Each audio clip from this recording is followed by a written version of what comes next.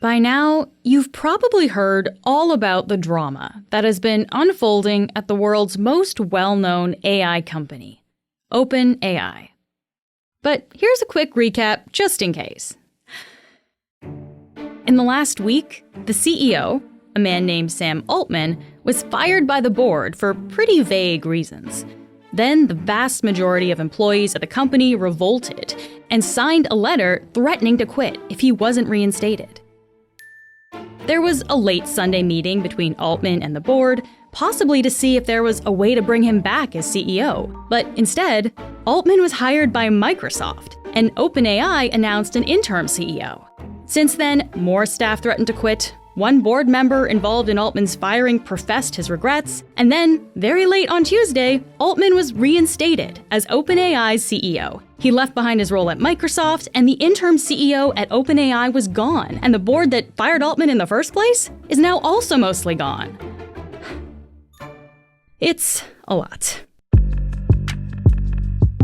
At the center of this news hurricane is a Canadian AI scientist named Ilya Sutskever. Today, Report on Business journalist Joe Castaldo is on the show to tell us who Ilya Sutskever is, his role in the wild news events of the past week, and his hopes for the future of artificial intelligence. I'm Menaka Raman-Wilms, and this is The Decibel from the Globe and Mail. Joe, thank you so much for being here today. Thanks for having me. So we are talking around noon on Thursday, and I think that's important to note because, every day this past week, there's been some new development in this saga. So, things are changing fast here. But I think to start, let's just go through some of the main characters, so to speak. So Sam Altman and Ilya Sutskever. Let's begin with Ilya, who is probably lesser known to most people in general. Who exactly is he? Yeah, so Ilya Sutskever is the one of the co-founders of OpenAI and the chief science officer over there. So for the past 8 years, he's been directing the research at OpenAI and has played a really big role in a number of AI breakthroughs. He's widely regarded as a brilliant thinker. Someone I spoke to described him as a bit of a prophet who has a mystical take on things. And AI has been his whole life, essentially. He's well known within the AI community, but not exactly a household name. Interesting, yeah. And then let's talk about Sam Altman, because he is a little more of a household name, really. Yeah, Sam is sort of in the category of celebrity CEOs these days. He's really made himself not just the face of OpenAI, but I would say this era of AI in general. He went on a bit of a world tour, like visiting multiple cities to meet with developers and speak about AI at a time when governments are really motivated to regulate it. He came to Toronto back in May, and I had about 6 minutes to chat with him after a talk he gave. And just a little anecdote to sort of show his popularity. Please. We were chatting sort of next to an elevator, and there was this hallway next to us, and at the other end of the hallway was a reception area where everyone went after the talk to mingle, and everybody was just staring at Sam like it was palpable that they're waiting to mob this guy. And then Sam, ducked out, and this woman came up to me and she had this really plaintive look on her face, and she's like, "Do you know if Sam is coming back?" And I had to say, "No, I'm sorry, Sam has left the building." Wow. Okay, so yeah, when you say celebrity CEO, he's got fans. He does, and a ton of supporters in Silicon Valley specifically. Wow. Okay, so we've got these two men who are really integral to this company that's been caught up in all kinds of corporate drama recently. Joe, I guess beyond the intrigue around all of this, why is this power struggle worth paying attention to? So OpenAI is probably the most important AI institution right now. It's been kind of setting the standard in terms of generative AI. Its flagship product, ChatGPT, which was released around this time last year, just kicked off this whole generative AI boom. And so it's this really pivotal moment for AI. A lot of people say this moment is like when the World Wide Web launched or when the iPhone launched. AI is set to change how we do everything. So it's this crucial moment for AI and OpenAI specifically. So let's come back to Ilya Sutskever. We know he played a role in Sam Altman's firing last week. What exactly was his role in all of that, Joe? Well, it seems like he's played a key role, sort of according to kind of one account. He texted Sam Altman on, I guess, November 16th and invited him to a meeting the next day. And Sam hops on this Google Meet call, and most of the board is there, including Ilya, because he's a board member. And he reads a statement to Sam, effectively telling him that he's fired as CEO. That same day, Ilya reaches out to Greg Brockman, who's another OpenAI co-founder and the chair of the board. And in a similar meeting, he's kicked off the board. And so the statement goes out and says, Sam is no longer CEO because he hasn't been consistently candid with the board. And Greg quits the company entirely. And chaos ensues. Wow. Yeah. I guess I wonder about Ilya's role here. Do we have any sense of why Ilya would have been the person to deliver this message? Greg is the chair of the board. It's ordinarily the chair that might, do these sorts of things. So somebody else had to step in, and Ilya's the only one, the only board member who officially works at OpenAI, and he's known Sam for a very long time. Okay. All right. So now that Sam Altman is back, do we know what Ilya thinks of all of that? He seems to be quite thrilled that Sam is back. He tweeted, "There's no sentence in any language that exists that can describe just how happy he is." So he's really enthusiastic, but let's remember he fired the guy a few days before, right? So this is kind of weird. He delivered the message that Sam was fired. And he reversed course completely at one point. So after, the weekend after Sam was let go, on the Monday, this open letter comes out from OpenAI employees demanding that Sam be reinstated as CEO and the board resign. And it was signed by Ilya, who himself is a board member. So he's effectively demanding his own resignation. Wow. Or he'll quit, right? Almost all 800 of them were ready to leave if the board didn't resign and if Sam didn't return. And that same day, Ilya said again on X that he deeply regrets his participation in the board's actions. So whatever Sam did to get fired apparently was not worth, imploding OpenAI for Ilya. So just to be clear here, now Sam Altman is back as CEO. Did Ilya quit after that happened? Ilya is no longer on the board. Okay. So there is an entirely new board that is quite corporate. It's all men at the moment. It's been described as the initial board, which indicates they're going to bring on some more people. But yes, as of this recording anyway, he's still the chief science officer. Okay. I mean, there's a lot of kind of back and forth that we just gone over here, Steve, where Ilya's kind of, he's been on one side of things and then he's switched to the other. I guess, how do we make sense of his reversals here? We don't know. I mean, there has been some reporting in the U.S. that, personal appeals were made to Ilya to reconsider. People I spoke to who know him say, he has opinions. He can be strong-willed. But he ultimately does care about people. He's a principled individual who wants to do the right thing as he sees it. And, it looks like nobody on the original board anticipated all of the fallout. But we don't really know because he hasn't said much. We'll be back in a minute.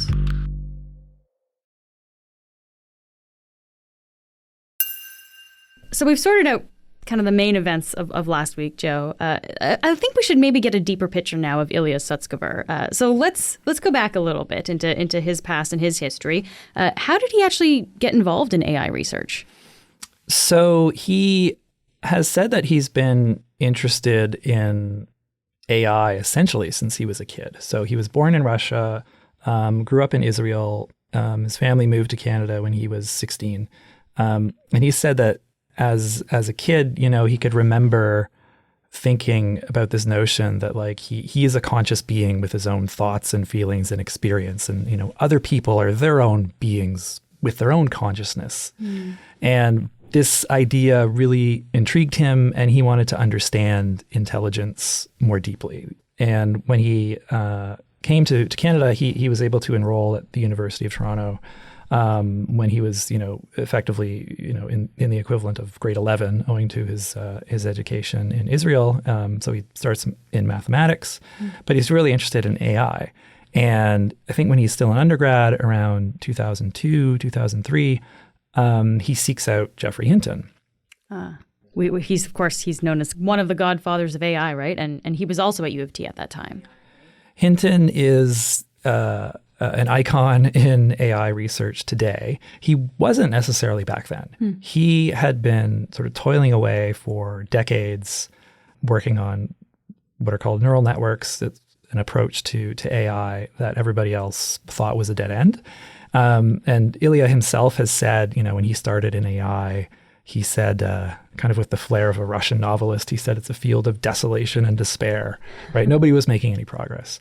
And his goal was to make just one meaningful contribution to advance this research forward. He ended up making, more than one. And, in particular, worked very closely with Geoffrey Hinton for years. And Hinton was his PhD advisor. And they did go into business together quite briefly. You mentioned neural networks. Can you just remind us, what does that mean? It's not a perfect sort of comparison, but a lot of people compare it to the human brain. Like Hinton was a cognitive psychologist interested in how the brain works.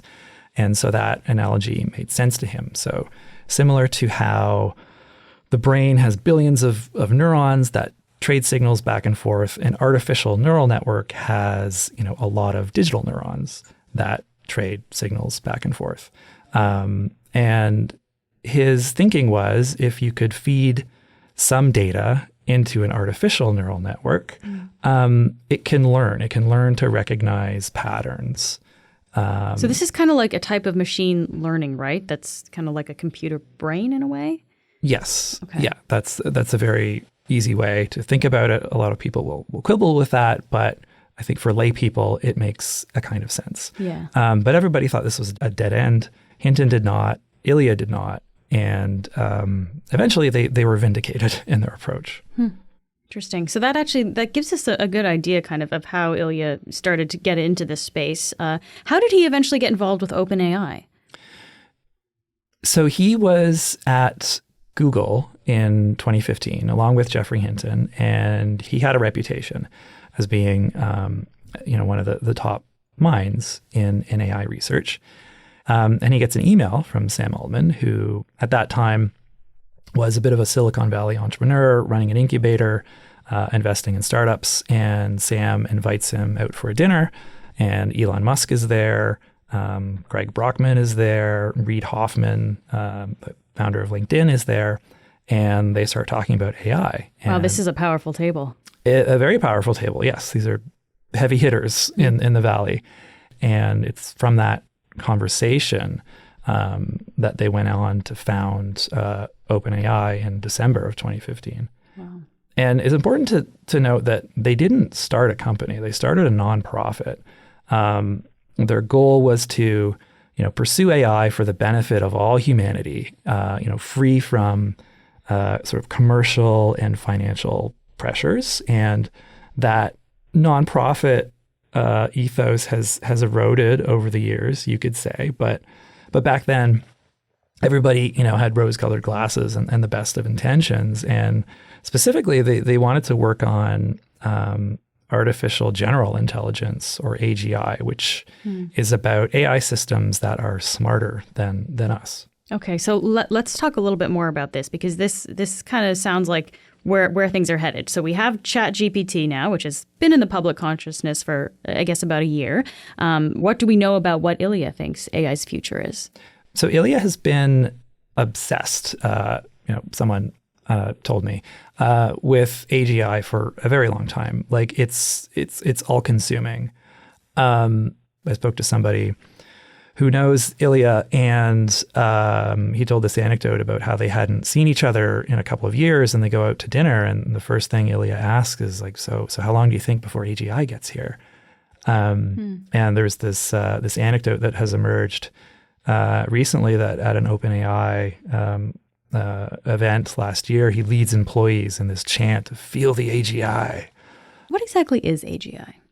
Well, that's the thing. Like, it's going to mean different things to different people, but it's just AI systems that are as smart as us or even smarter than us at a very broad level. But like, how you measure that, how you define intelligence, it gets really messy.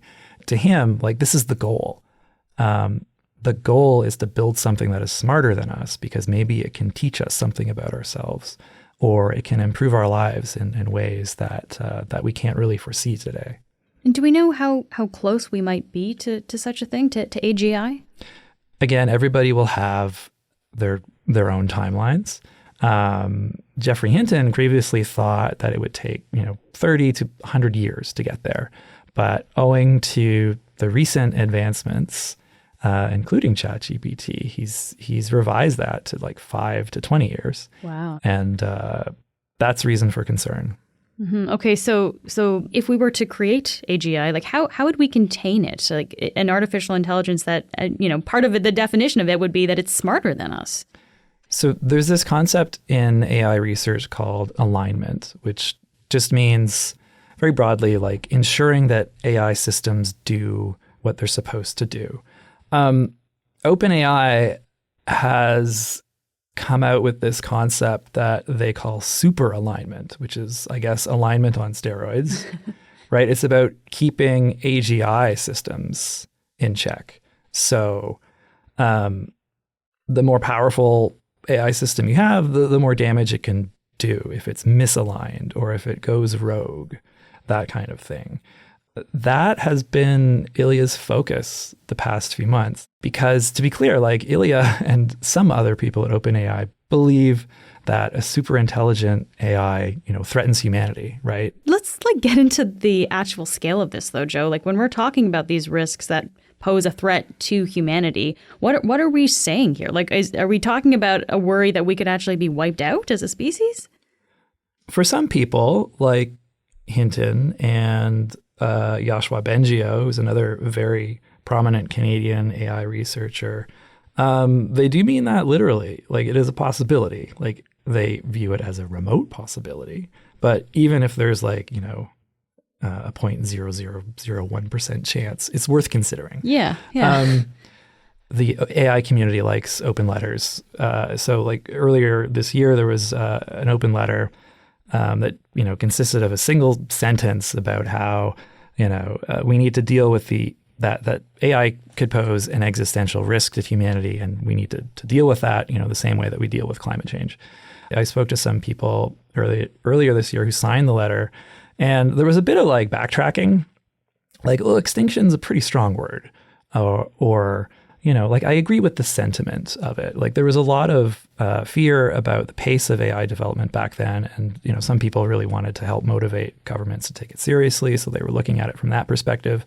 Other people foresee bad outcomes if AI isn't developed properly, such as, like mass job loss or, a bad actor using super powerful AI to develop bioweapons or do sophisticated hacks into critical infrastructure or spread misinformation and destabilize democracy. All those kinds of... all of those sound pretty bad too, right? Yeah, sort of dystopic scenarios that people foresee. So, fall short of extinction, but not great. Yeah, we're still not in a great place if any of those do happen, right? So, it sounds like there are, a lot of significant concerns here, Joe. I guess I wonder why risk it, right? Like, what is the case for the promise of AI? So, in my very short interview with Sam Altman, I did ask him that, and one of his responses is that, well, other people are going to do it. Like, if we stop development, somebody else isn't going to. And there is a sentiment that it could be really beneficial to society, and the costs of not pursuing it sort of outweigh the risks that come with it. So it is worth doing. So one of the examples that Ilya was talking about recently, he gave a TED Talk like just a month ago about AGI. Like he seemed really enthusiastic about healthcare applications, and he was talking about like an AGI doctor that you could, it's trained on all the medical literature in the world and has like tens of thousands of hours of lab experience or the equivalent of that. Someday we're going to look back at healthcare as we have it today. It'll be the equivalent of like dentistry in the 16th century. I guess to end here, Joe, we should just maybe circle back to what we started talking about, which is all the drama from the last week. I guess what should we take away from all of that, Joe? Overall, it's not a good look for OpenAI or even sort of corporate development of AI in general. Like if AI is as dangerous as a lot of people believe it to be, and there are real documented risks for sure. So, if this is a dangerous technology, it needs to be developed responsibly, transparently, equitably, so that, it benefits us all. And if the people developing it can't get their act together in terms of just running the organization, like that's kind of disconcerting. So it raises a lot of questions about, okay, well, how do we regulate this? How do we govern this? How concerning is it that AI is being developed by really just a handful of private corporations? Is that level of concentration a good thing? How do we address that? So I think like all great corporate dramas, this comes back to proper regulation and corporate governance, which is dull but true. Joe, thank you so much for taking the time to be here today. Thank you.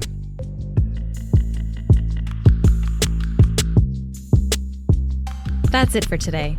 I'm Menaka Raman-Wells. Our producers are Madeline White, Cheryl Sutherland, and Rachel Levy-McLaughlin. David Crosby edits the show. Adrian Chung is our senior producer, and Angela Pacenza is our executive editor. Thanks so much for listening, and I'll talk to you next week.